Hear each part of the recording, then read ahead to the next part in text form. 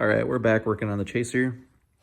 Right now I'm doing valve stem seals using the rope method to keep the valves from falling down into the cylinders. Really, you just shove a bunch of rope in there. Move the crank a little bit to tighten it up. Oh, you want to be at bottom dead center when you're putting the rope in. Fit as much as you can in there. Rotate the crank a little bit to move that piston up to compress the rope. Bring it back down to bottom, bring the piston back down, and you want to shove a little bit more into it. And then you just want to compress it again. Leave it compressed until you feel that it's tight. And that's pretty much it for that. And I've got the valve stems off these right now, and as you can see, they're not budging at all.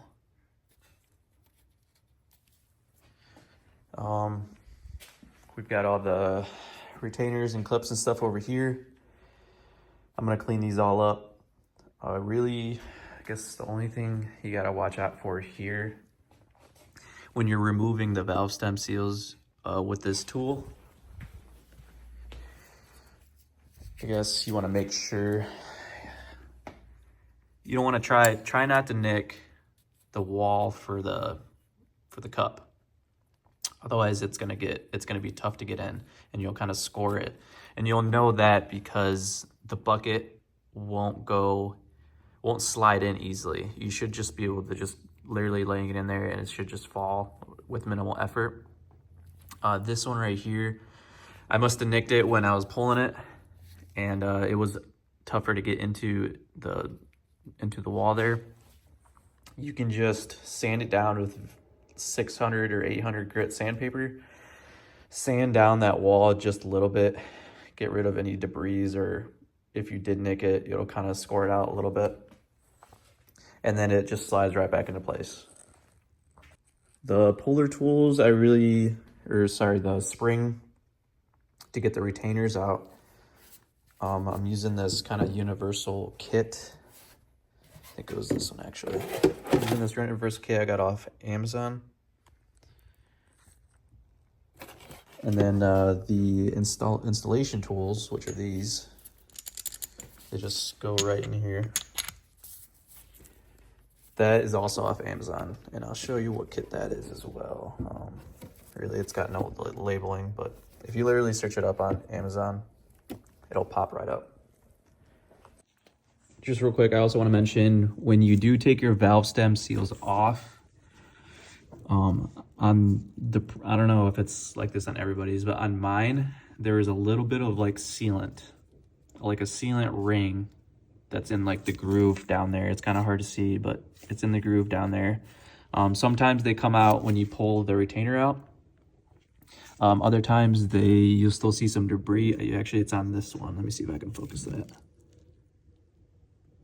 You kind of see that right there. That thing's sticking out. Obviously you want to clean those out as best as possible. You can grab any pick. I've just been using this one with a little hook at the end. Or you can also use, sorry, it's a mess over here. You can also use this one. Actually, this one seems to work a little better. It's got the longer neck on it. And you just want to fish it out. Make sure there's no debris down there for your seal to go on nice and smooth.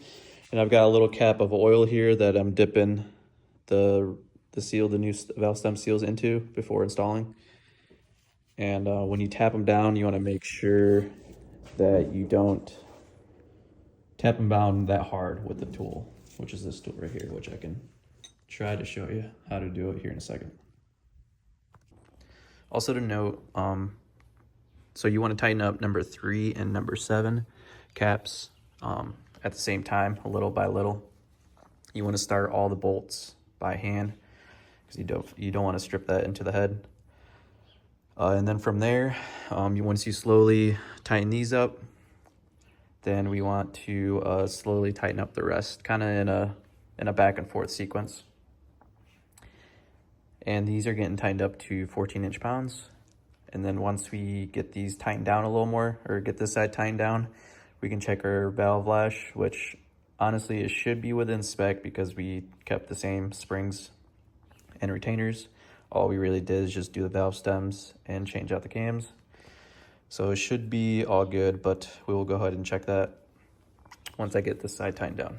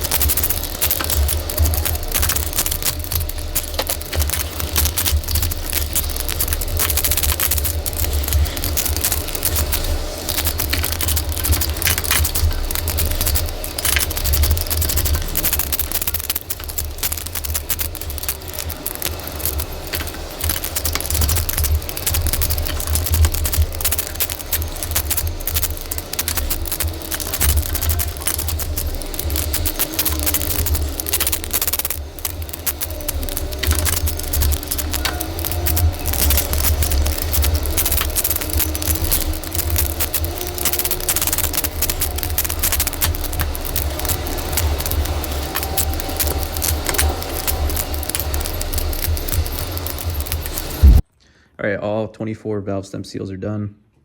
We've got the BC264 exhaust and intake cams partially installed. This side's all the way tight. This side I haven't tightened up yet. I just wanted to show you this engine lubricant that I used to put over the top hats and all along the bottom side. And then once you put the cams into place, you want to run another line all the way across to make sure you get it on all these lobes and then underneath these caps as well.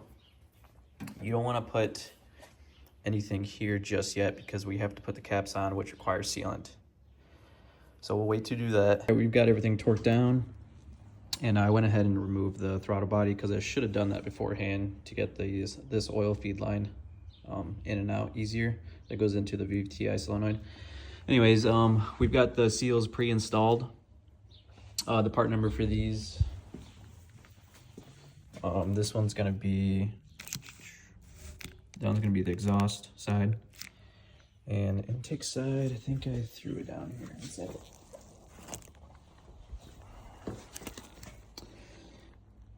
Intake side is that part number. Then you want to put a little bit of sealant on the bottom of this.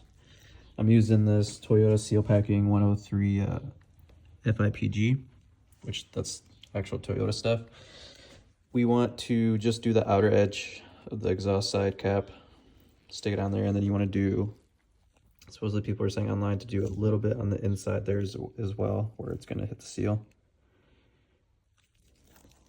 Also, we've got, I changed the front main seal already, and then I got the gear back on. I am currently rebuilding the VVTi gear. Just watching YouTube videos on how other people are doing it. The old O-ring that was sitting in here was literally, it just fell into pieces. It was so crusty. But we got the new one right here and the new seal as well for the cover. From what I've learned on this is for these gears right here, you've got these grooves on the side, the little flat spots, and you'll see these notches right here as well.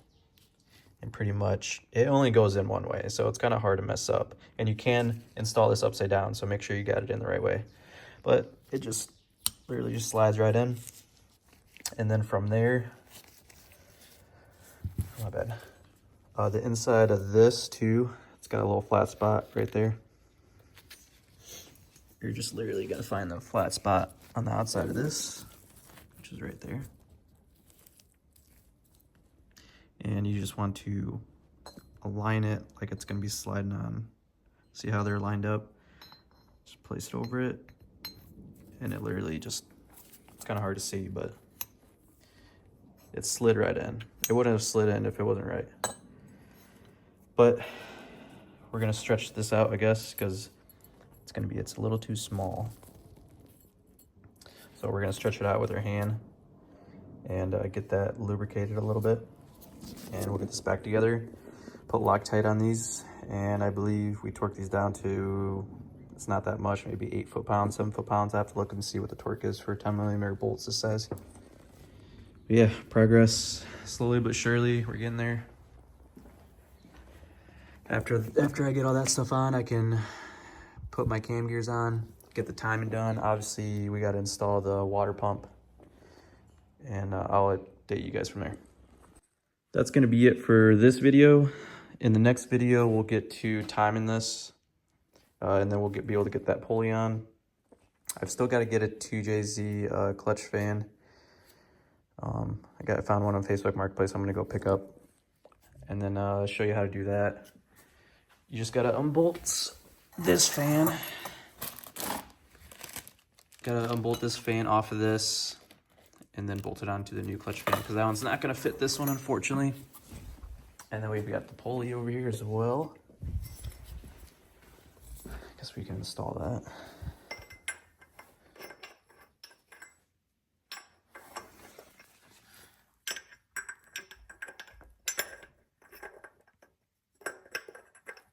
Oh, just watch me struggle.